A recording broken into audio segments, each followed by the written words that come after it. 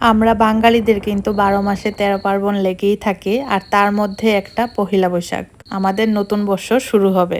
আর সেই উপলক্ষে কিন্তু আমরা চৈত্র মাসে অনেক শপিং করি। তো আমিও বেরিয়ে পড়লাম চৈত্র মাসে শপিং করতে।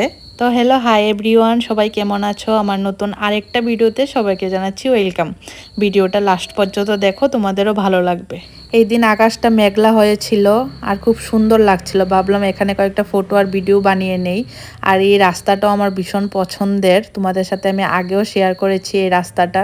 তো এই দিন আমরা বেরিয়ে পড়েছিলাম ধর্মনগর উদ্দেশ্যে, ওইখানে গিয়ে শপিং করব। তো চলো গিয়ে কি কি পাই দেখি আর তোমাদের সাথে শেয়ার করব।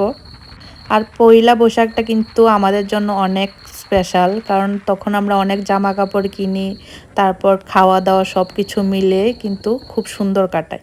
তো চলে গেলাম ধর্মনগর রিডেকশনে। প্রথমে গিয়ে আমি কিছুই তেমন পেলাম না, তারপর এদিকে ঘটি গরম খেলাম, তারপর ফুচকা খেলাম, তারপর আবার রেস্টুরেন্টে খেতে গেলাম।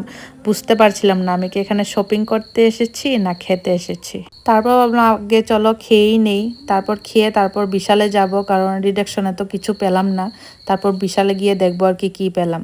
এই রেস্টুরেন্টে ফার্স্ট টাইমে এসেছিলাম। এই রেস্টুরেন্টে 3টা ব্রাঞ্চ আছে, ওইগুলোতে গিয়েছি কিন্তু এটার মধ্যে আসেনি। এটার মধ্যে আজকে প্রথমবার আসলাম।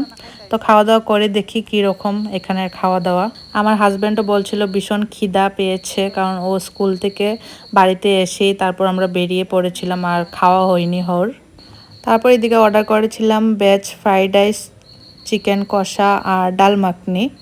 চিকেনটা এত বেশি ভালো লাগেনি, ডাল মাখনিটা বেশি ভালো লেগেছিল। সবাই হাজবেন্ড কি এরকম শুধু ফোন নিয়ে বসে থাকে? আমাকে একটু কমেন্টে জানাবে তো প্লিজ। তো যা অর্ডার করেছিলাম চলে আসলো, এখন খাই। খেতে খেতে চলো কিছু কথা শেয়ার করি। তোমাদের ছোটবেলার পয়লা বৈশাখটা ভালো লাগতো না এখন ভালো লাগে? এটা কিন্তু কমেন্টে জানাবে। আমার মনে হয় ছোটবেলার পয়লা বৈশাখটাই সবার সুন্দর কেটেছে। ছোটবেলা কিন্তু সব মেয়েদের স্পেশাল একটা জামা আছে, টেপ জামা যেটাকে বলে। তোমরা কারা কারা এই জামাগুলি পরেছো অবশ্যই কমেন্টে জানাবে। আমি তো অনেক পরেছি। আর ওই জামাগুলি পরে সকালবেলা স্নান টান করে জামাটা পরে সবাইকে প্রণাম করার পর সবাই টাকা দিত। ওই টাকা নিয়ে মেলাতে যেতাম, সারাদিন বাড়িতেও খাওয়া দাওয়া করতাম, মেলাতে গিয়েও খাওয়া দাওয়া করতাম। ওই দিনগুলি কিন্তু খুব সুন্দর ছিল। কথাটা আমি ঠিক বললাম তো? তারপর খাওয়া দাওয়া করে চলে গেলাম বিশালে, ওখান থেকে কিছু কেনাকাটা করে চলে আসলাম বাড়ি। আর আমার ভিডিওটা কীরকম লাগলো সুন্দর একটা কমেন্টে জানিয়ে যেও।